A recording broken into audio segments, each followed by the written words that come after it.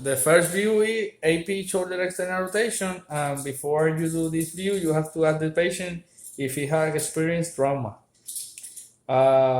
Center the central ray to the coracoid process, then use to center the film. The central ray location is directed perpendicular to the coracoid process through the center to the film. The anatomy demonstrated is anterior-posterior projection of the humerus and oblique of the glenoid fossa with nerve superposition of the great and lesser tuberosity separated by the bicipital groove. And the central ray is going to be at this point.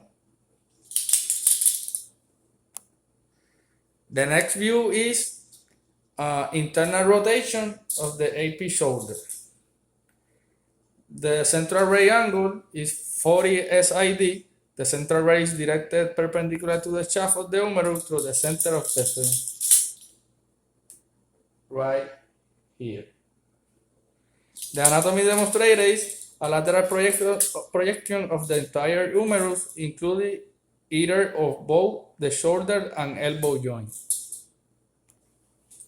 The next view is AP shoulder, verbi arm, or abduction. This view can perform on a trauma patient.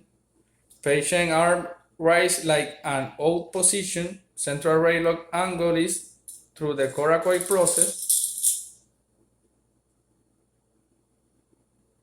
here.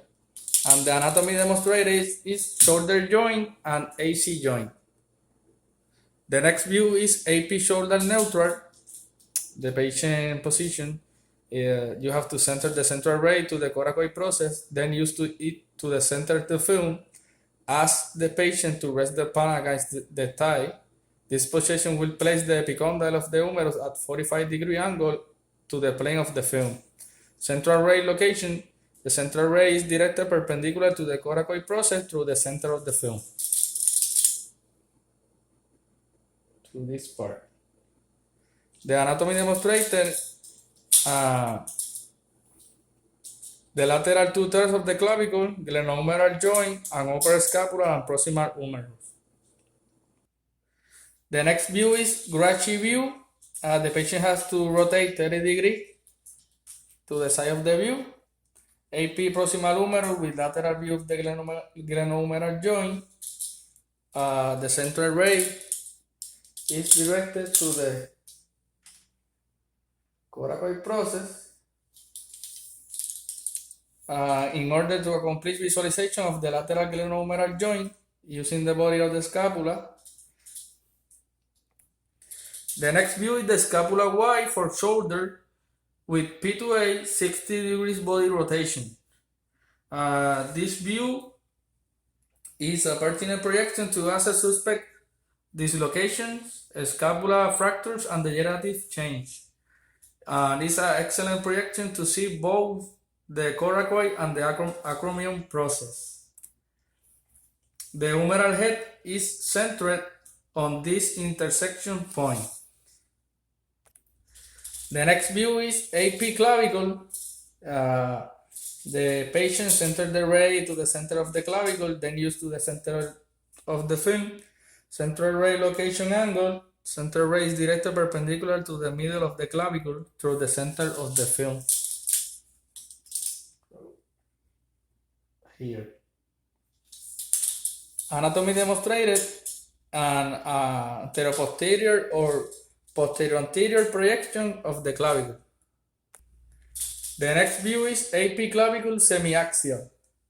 The patient is in the erect AP position and positioned the same as the AP projection. The central ray location angle directed the central ray to the center of the clavicle at an angle of between 50 degrees to 20 degrees cephala.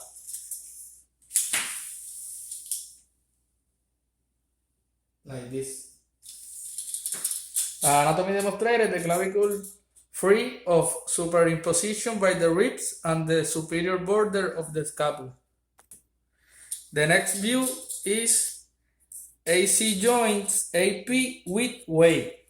The SID is 72 inches by 14 by 17 cross-wide cassettes. The patient must be in the right position, either standing or seated, with the back against the upright hand or cassette holder. The AC joints are below 10 centimeters and must both be imaged in one projection. The central ray location, the central ray is perpendicular to the midline of the body at the level of the AC joints and is centered to the film. Right here.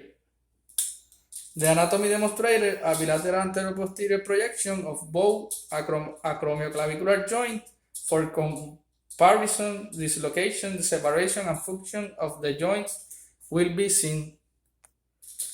The next view is AC joints AP without weight. It's a 72 SID, 14 by 17 crosswise cassettes.